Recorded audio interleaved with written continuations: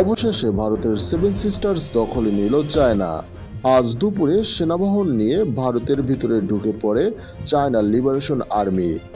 এনডিটিভির সংবাদে জানা যায়, ভারতীয় উত্তর পূর্ব অঞ্চলীয় কৌশলগত গুরুত্বপূর্ণ 7 রাজ্য বা সেভেন সিস্টার্সের অন্তর্ভুক্ত অরুণাচল প্রদেশের ভারতীয় ভূখণ্ডের প্রায় 60 কিলোমিটার ভেতরে ঢুকে পড়েছে চীনের সামরিক বাহিনী।